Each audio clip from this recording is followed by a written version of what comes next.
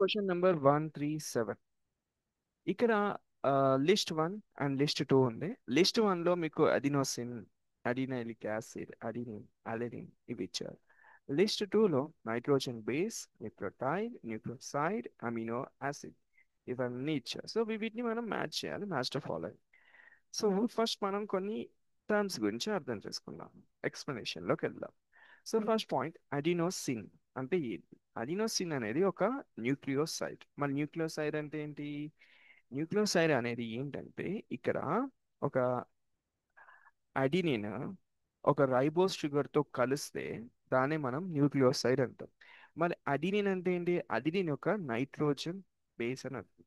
So ఓవరాల్గా మనం ఏం తెలుసుకుంటున్నామంటే అడినోసిన్ అనేది ఒక నైట్రోజనస్ బేస్ అనేది షుగర్తో కలిస్తే ఆ నైట్రోజనస్ బేస్ వచ్చేసి ఒకవేళ అడినిన్ అయితే అప్పుడు మీకు అడినోసిన్ అయింది. So prefix Adreno, suffix sin. ఎప్పుడైతే మీకు SINE అనే వర్డ్ వచ్చింది అనుకోండి, సిన్ అంటే దానికి అర్థం అది షుగర్కి సంబంధించింది అని అర్థం. ఓకే. సో అడినోసిన్ అనేది ఒక న్యూక్లియోసైడ్. న్యూక్లియోసైడ్ అంటే దానికి అర్థం ఏంటంటే ఒక నైట్రోజనస్ బేస్ తర్వాత ఒక షుగర్ కలిస్తే అది న్యూక్లియోసైడ్ అయింది. ఓకే. సో అందులో ఏ నైట్రోజనస్ బేస్ కలిసింది? ఫర్ సపోజ్ అడినిన్ కలిసింది షుగర్తో, అప్పుడు అది అడినోసిన్ అయింది. And next one, adenylic acid. ఇది ఒక న్యూక్లియోటైడ్. ఓకే. అడిలిక్ యాసిడ్ని మనము ఇంకో పేరుతో కూడా పిలవచ్చు, దాన్ని అడినోసైన్. This is the అడినోసైన్ monophosphate, AMP. ఇది ఒక పెద్ద పేరు. మళ్ళీ చెప్తున్నా, అడినైలిక్ యాసిడ్ ని మనము ఏమంటామంటే అడినోసైన్ మోనోఫాస్ఫేట్, AMP. దీని యొక్క షార్ట్ కట్. సో అడినోసైన్ అనేది ఒక న్యూక్లియోటైడ్. అంటే దీనికి అర్థం ఏంటి? బేసిక్ గా ఒక న్యూక్లియోసైడ్ ఒక ఫాస్ఫేట్ గ్రూప్ తో కలిస్తే దాన్ని మనము న్యూక్లియోటైడ్ అంటారు. That's a simple thing. Next one వచ్చేసి అడినిన్. అడినిన్ అనేది ఒక నైట్రోజనస్ బేస్. ఇంతకుముందు మనం చదివాం కదా, సో నైట్రోజనస్ బేస్. సో ఒక న్యూక్లిక్ యాసిడ్ అనేది బేసిక్గా ప్యూరిన్స్, పిరమిడ్స్తో ఫామ్ అవుతాయి. సో అడినిన్ అనేది ఒక ప్యూరిన్ న్యూక్లిక్ యాసిడ్లో. ఆ తర్వాత అలెనిన్.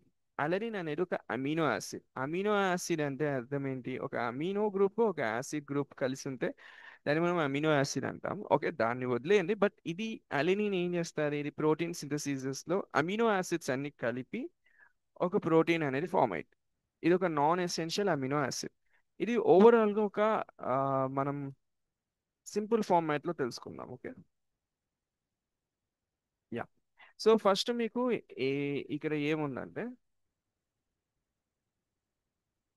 యా, సో ఫస్ట్ మీకు ఏం స్టార్ట్ చేద్దామంటే ఒక షుగర్ ఉంది. ఈ షుగర్ మీరు ఎప్పుడైతే ఈ షుగర్ ఒక నైట్రోజన్ తో కలుస్తారో, ఒక నైట్రోజన్ బేస్ తో కలుస్తారో అప్పుడు అది మీకు న్యూక్లియోసైడ్ అవుతుంది. ఓకేనా? ఎప్పుడైతే ఈ ఒక న్యూక్లియోసైడ్ ఒక ఫాస్ఫేట్ గ్రూప్ తో కలుస్తారో అప్పుడే అది మీకు ఒక న్యూక్లియోటైడ్ అవుతుంది. సో మనకి ఇక్కడ షుగర్ వచ్చేసి రైబోస్ షుగర్ అంటే దాంట్లో 5 కార్బన్స్ ఉన్నాయని అర్థం. ఆ తర్వాత ఇక్కడ న్యూక్లియోటైడ్ వచ్చేసి మనకి అది అడినోసిన్ అని అర్థం, సారీ అడినీన్ అని అర్థం. సో అడినీన్ తర్వాత షుగర్ ఈ రెండు కలిస్తే అప్పుడు ఇది ఏమైంది? అడినోసిన్ అయింది. ఎప్పుడైతే ఈ అడినోసిన్ అనేది, ఓకే, ఎప్పుడైతే ఈ అడినోసిన్ అనే ఒక న్యూక్లియోసైడ్ ఉందనుకోండి, ఈ న్యూక్లియోసైడ్ వచ్చేసి ఒక ఫాస్ఫేట్స్ తో కలిస్తే అది కాస్త మీకు ఒక న్యూక్లియోటైడ్ అవుతుంది. దాంట్లో ఒక న్యూక్లియోటైడ్ కి ఎగ్జాంపుల్ మనం ఏం తీసుకుంటున్నాము? అడినోసిన్ మోనోఫాస్ఫేట్ ని తీసుకుంటున్నాం. ఎందుకు ఇది అడినోసిన్ మోనోఫాస్ఫేట్ అంటే ఇక్కడ ఉన్న న్యూక్లియోటైడ్ దేంతో ఫామ్ అయింది? అడినోసిన్ న్యూక్లియోసైడ్ తో ఫామ్ అయింది. అంతే. So sugar plus nitrogen, it forms to the nucleoside, and this nucleoside attaches with the phosphate, it forms nucleotide. This nucleotide మళ్ళీ దీని నుంచి కొంచెం ఎక్స్ప్లెనేషన్కి వెళ్దాం. ఒకవేళ షుగర్లో రైబోస్ ఉంది, నైట్రోజన్లో అడిన్ ఉంది. సో రైబోస్ అండ్ అడినిన్ కలిస్తే అడినోసిన్. అడినోసిన్ ఎప్పుడైనా ఫాస్ఫేట్తో కలిస్తే అది కాస్త న్యూక్లియోటైడ్ అవుతుంది. ఆ న్యూక్లియోటైడ్కి ఒక ఎగ్జాంపుల్ అడినోసిన్ మోనోఫాస్ఫేట్ లేదా అడినైలిక్ యాసిడ్ అని కూడా అనొచ్చు. ఓకే. సో అడినిన్ యొక్క న్యూక్లియోటైడ్ అయింది అంటే.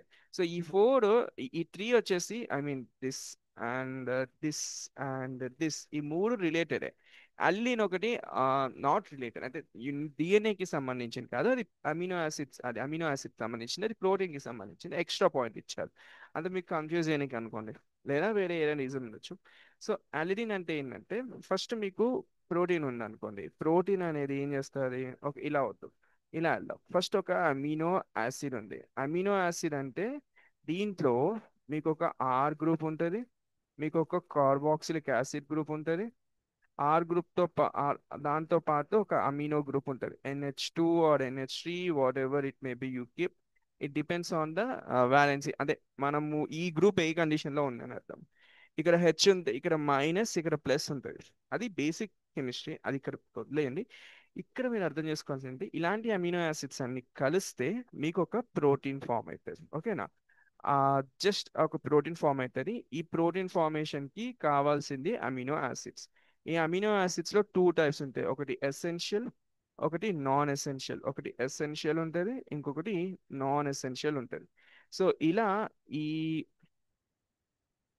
ఎసెన్షియల్ నాన్ ఎసెన్షియల్స్ దాంట్లో ఒకటి ఎగ్జాంపుల్ వచ్చేసి అలెనిన్. అలెనిన్ అనేది ఒక నాన్ ఎసెన్షియల్ అమినో యాసిడ్, అంతకు మించి ఇంకేం లేదు.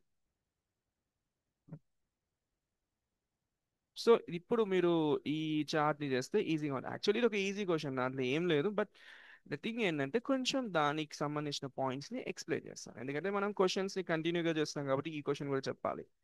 సో అది, సో అడినోసిన్ అనేది దేంతో సంబంధించింది? It is nucleoside. So A3 and adylic acid, it is nucleotide. Adenine, it is nucleo nitrogen bases. Adenine, it is amino acid. So this is what so ఇవి perfect గా ఉన్నాయంటే A3 B2 C1 D4, it is 3. A నుంచి 3, B నుంచి 2, okay, and C నుంచి 1 and D నుంచి 4. That's it.